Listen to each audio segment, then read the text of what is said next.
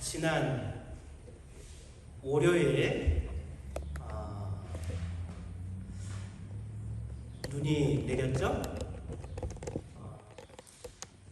그날 김옥경 권사님 추모 예배가 있었는데 추운 날씨 가운데 이제 예배를 드려서 그런지 이우키 권사님 컨디션이 좋지 않으셔서 오늘 예배에 함께하지 못하셨습니다. 아주 목소리가 꽉 잠기셔가지고 오늘 아침에 이렇게 연락을 주셨습니다. 그리고 어제는 80도가 넘는 무더운 날씨였습니다. 그리고 오늘도 오후에는 80도가 넘게 될 것이라고 예보하고 있습니다. 여러분 이럴 때 건강 관리에 유념하시길 바랍니다. 이런 큰 날씨 변화, 이런 큰 날씨 변동에 사람들도 놀라고 당황스럽고 당혹스럽지만 그래도 우리는 어느 정도 대비할 수 있다고 생각을 합니다. 추운 날씨에는 좀 더 두꺼운 옷을 입기도 하고 또 날씨가 무더워지면 얇은 옷으로 갈아입기도 하고 그런데 나무나 동물들은 어떻겠습니까? 이렇게 오락가락하는 날씨에 정말 동식물들이야말로 당황스럽지 않을까 생각을 하게 됩니다.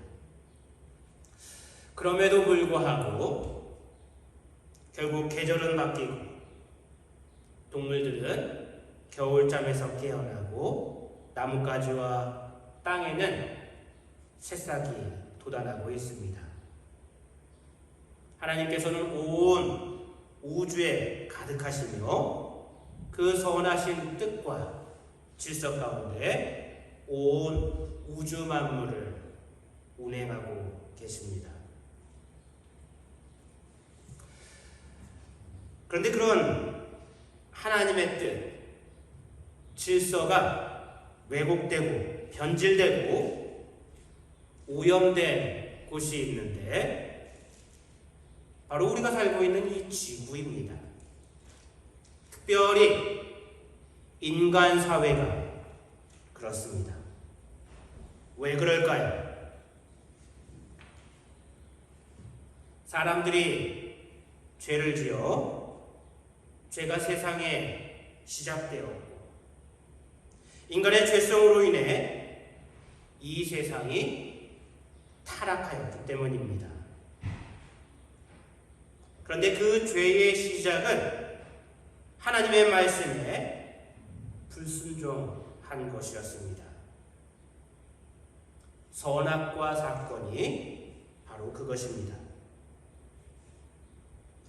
하나님께서 아담과 하와에게 에덴 동산의 모든 과실, 실과를 먹을 수 있게 허락하셨습니다.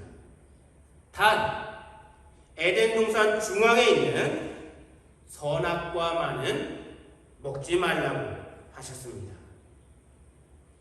선악과를 먹으면 죽게 될 것이라고 경고까지 하셨습니다. 그런데 그들은 사단의 꾀에 넘어가 결국 선악과를 따먹게 됩니다. 바로 이 사건이 죄의 시작, 타락의 원인이 되었습니다. 이로 인해 수많은 죄들이 생겨나게 됩니다. 이기심, 욕심, 거짓, 폭력, 교만 등등. 그리고 이런 죄로 인해 다시 많은 문제들이 인간 사회에 발생하게 되었습니다. 그 영향이 이제 인간에게뿐만 아니라 지구에 같이 살고 있는 다른 동식물, 자연에도 미치는 상태가 되었습니다.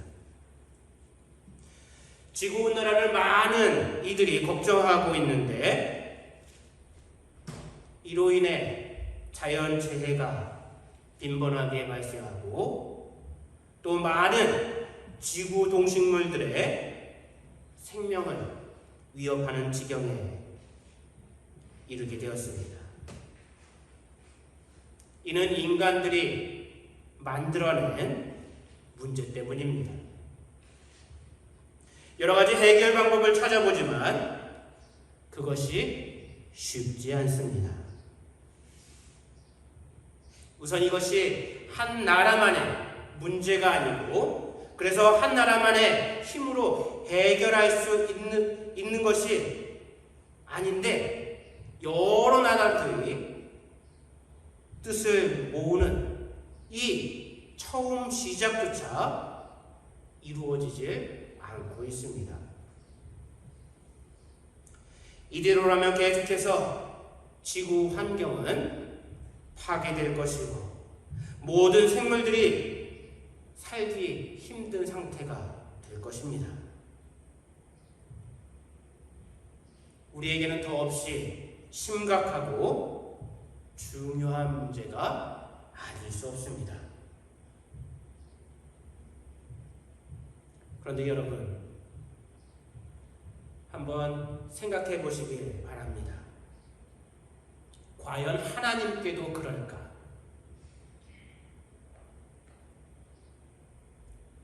끝이 없이 광활한 우주를 창조하시고 운행하시는 하나님께 이 작은 지구 하나 없어진다고 해서 그것이 어떤 큰 문제거리가 되겠습니까?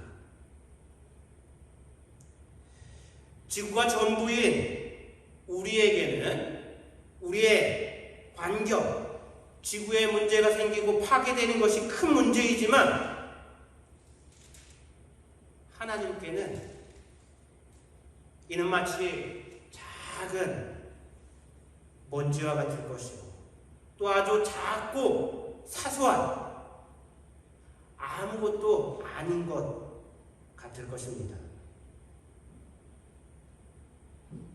사실 우리는 광활한 우주 속 작은 지구에 살고 있는 그런 존재들입니다. 그냥 없어진다 해도 하나님께는 아무런 영향력이 없는 그런 존재들입니다. 그런데 하나님께서 그런 우리에게 관심을 가져주시고 사랑과 은혜를 베풀어 주셨습니다. 우리에게 먼저 다가와 주셨고 뿐만 아니라 하나뿐인 아들을 우리와 같은 존재로 이 땅에 보내주셨습니다. 그리고 우리의 죄값을 대신 치르도록 해주셨습니다. 여러분, 이보다 더 큰 은혜가 어디에 있겠습니까? 하지만 이 같은 은혜에도 우리의 죄가 계속된다면 그 은혜도 멈추게 될 것입니다. 이후에는 하나님의 심판이 있게 될 것입니다. 하나님의 심판은 단호합니다. 핑계댈 수 없으며 자비를 구할 수도 없습니다.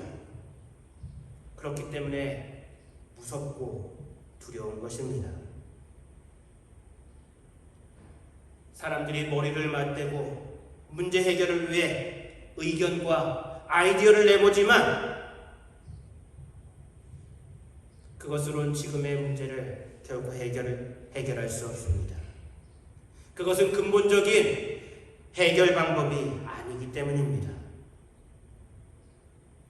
오직 이 우주의 주인 되신 하나님께서 알려주시는 방법, 그것이야말로 진정한 해결 방법이 될 것입니다. 그것은 바로 지난주에 말씀드렸던 거듭남입니다. 하나님께서 말씀하셨던 거듭남. 거듭남이란 물과 성령으로 다시 태어나는 것을 말하는데, 여기서 물은 믿음의 회복이고 성령은 하나님의 영을 회복하는 것을 의미합니다.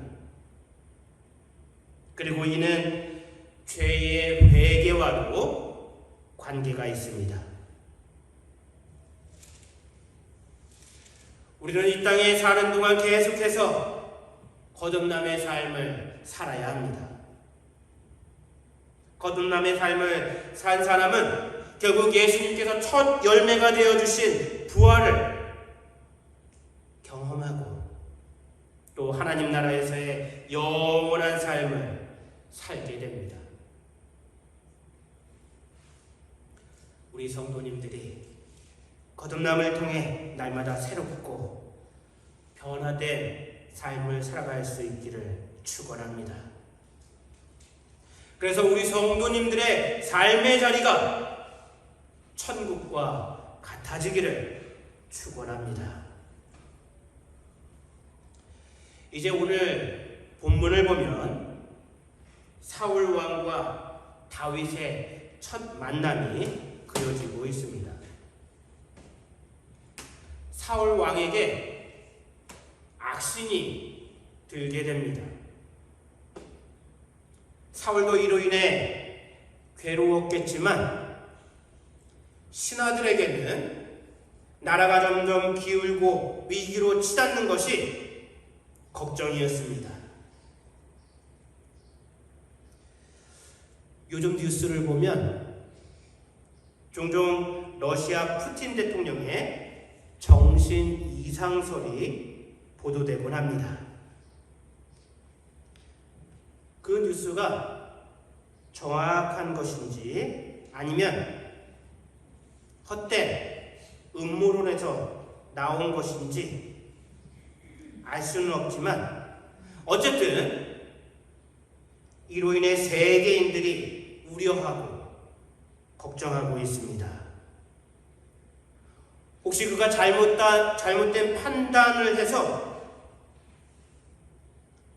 핵무기를 사용하는 것은 아닐까 하고 말입니다. 막강한 힘을 가진 사람일수록 올바른 판단과 합리적이고 이성적으로 생각해야 합니다. 그렇지 않으면 그로 인해 많은 사람들이 괴로움을 겪게 됩니다. 사울이 악신에 붙들 때마다 신하들이 걱정했던 것처럼 말입니다. 이제 그러한 모습을 신하들이 보면서 사울 왕에게 음악 치료를 건의하게 되는데, 수금 잘 타는 사람으로 하여금 사울에게 악신이 들 때 연주하여서 마음을 달래고 그래서 악신의 영향을 줄이게 하는 것이었습니다. 이렇게 해서 선택된 사람이 바로 다윗이었습니다. 이미 다윗에 대한 좋은 소식이 널리 퍼져 있었습니다. 제가 8절 말씀을 다시 한번 읽어보겠습니다. 18절이네요. 제가 18절 말씀을 다시 한번 읽어보겠습니다. 소년 중에 한 사람이 대답하여 가로되 내가 베들레헴 사람 이새의 아들을 본즉 탈 줄 알고, 여기서 탈 줄 안다는 것은 수금을 탈 줄 안다는 것입니다. 그리고 호기와 무용과 구변이 있는 준수한 자라 여호와께서 그와 함께 계시더라. 이러한 소식이, 다윗에 관한 소식이 이스라엘에 널리 퍼져 있었습니다. 그래서 다윗을 데려오게 합니다. 이렇게 해서 사울과 다윗의 만남이 시작되었습니다. 사울 왕은 다윗을 마음에 들어 했고 자신의 병기를 드는 사람까지 삼았습니다. 여러분, 병기 드는 사람은 아무나 시키는 것이 아닙니다. 용감하고 싸움 실력도 출중해야 하겠지만 무엇보다 믿을 수 있는 사람이어야 합니다. 왜냐하면 가까이 있어야 하고 또 끝까지 배신하지 않고 함께해야 하기 때문입니다. 사울이 다윗을 보았을 때 그의 모습이 충직하고 믿음직스러웠습니다. 그리고 사울 왕에게 악신이 이르면 다윗이 수금을 탔는데 그러면 악신이 떠나고 사울의 마음이 진정되고 상쾌함을 느꼈습니다. 자, 이와 같은 사울과 다윗과의 만남, 이를 간단히 요약하여서 말하면 거듭남에 실패한 사람과 거듭난 사람과의 만남이라고 말할 수 있습니다. 사울은 한때 거듭났던 사람이었습니다. 그는 겸손했었고 하나님의 영이 그에게 임하여 선지자들과 함께 예언을 하기도 하였습니다. 그런데 어쩌다가 사울이 악신이 드는 지경에까지 이르게 되었을까요? 14절에는 여호와의 신이 사울에게서 떠나고라고 말씀하고 있습니다. 그렇다면 왜 여호와의 신이 사울에게서 떠나게 되었을까요? 이는 그가 거듭해서 죄를 지었기 때문입니다. 하나님 말씀에 불순종함으로 하나님 뜻에 벗어난 행동을 거듭하였기 때문입니다. 죄를 범하는 사람에게는 하나님의 영이 거하실 수 없습니다. 하나님의 영은 선하시며 거룩한 분이시기 때문입니다. 그렇기 때문에 성도들은 날마다 자신의 삶을 돌아보며 회개해야 합니다. 죄를 짓지 않기 위해 노력해야 합니다. 그리고 적극적으로는 선한 일들을 행해야 합니다. 그래야 우리의 몸은 하나님의 영이 거하실 수 있는 성전이 될 수 있습니다. 그런데 사울은 거듭해서 죄를 짓고 이런 거듭남의 삶에 실패하였습니다. 그래서 결국 하나님의 영이 그에게서 떠나고 그 자리에 악신이 들게 된 것입니다. 그럼 다윗은 어땠을까요? 오늘 본문 바로 앞에 나오는 13절 말씀을 보시면 사무엘이 기름불을 취하여 그 형제 중에서 그에게 부었더니 이날 이후로 다윗이 여호와의 신에게 크게 감동되니라 말씀하고 있습니다. 다윗은 사울을 대신할 새로운 이스라엘 왕으로 하나님의 선택을 받고 사무엘의 기름 부음을 받았습니다. 그리고 하나님의 영이 그에게 임하게 되었습니다. 즉 성령이 그에게 임한 것입니다. 그리고 사울 왕과의 만남에서 선한 영향력을 미치며 하나님의 뜻을 이루기 위한 여정을 시작하게 됩니다. 사울을 통해 우리가 알 수 있는 것은 거듭남의 삶이란 한 번의 사건으로 완성되는 것이 아니라는 것입니다. 거듭남의 삶이 어느 일정한 시간 동안만 필요한 것이 아닙니다. 매일매일 이 같은 삶을 위해 노력하고 힘써야 되는 것입니다. 그래서 예수님께서는 이를 발 씻는 비유로 말씀해 주셨습니다.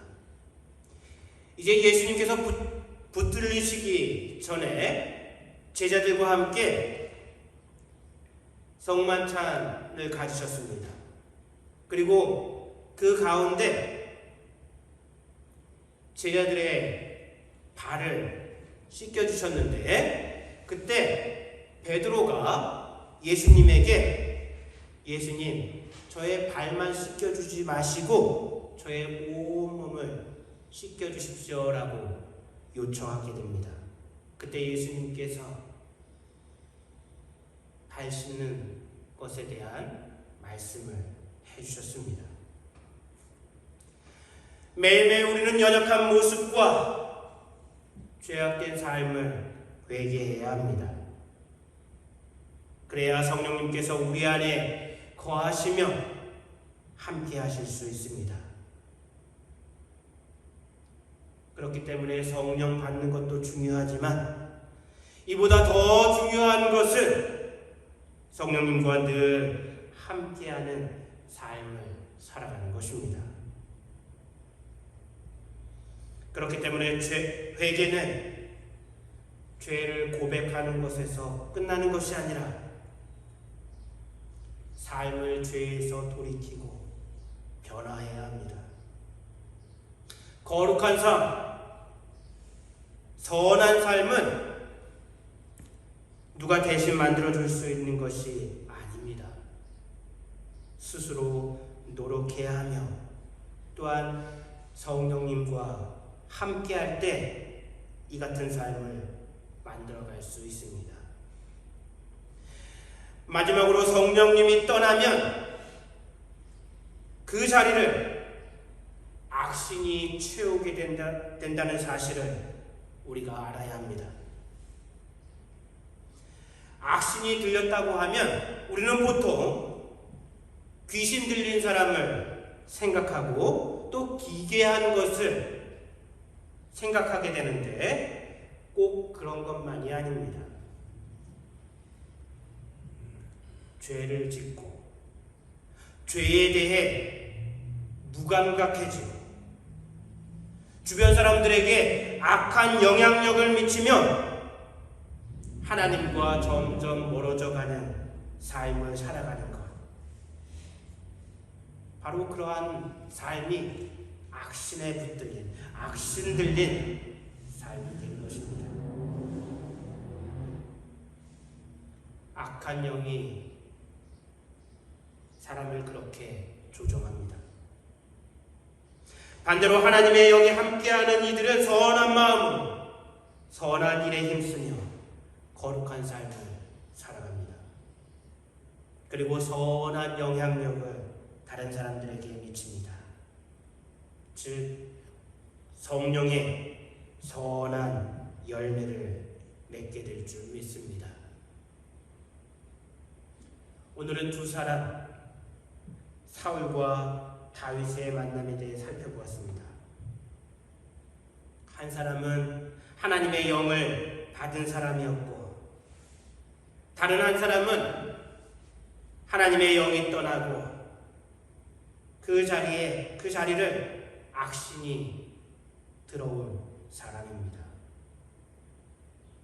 여러분, 어떤 삶을 바라고 원하십니까? 바라옵기를 우리 성도님들의 삶이 성령 충만함을 받으시고 성령님과 늘 함께하는 거룩한 삶, 거듭남의 삶이 되길 축원합니다. 그래서 이웃에게 선한 영향력을 끼치고 하나님의 뜻을 이루며 천국을 만들어가는 복된 삶이 되길 축원합니다. 우리 성도님들의 삶이 마치 다윗이 사울에게 선한 영향력을 미친 것처럼 우리 성도님들의 거룩한 삶, 거듭난 삶을 통해 코로나 팬데믹이 끝나고 전쟁도 그치고 이 땅에 성령 가득한 부흥의 때가 다시금 이르게 되기를 다시 한번 축원합니다. 다 함께 기도드리겠습니다.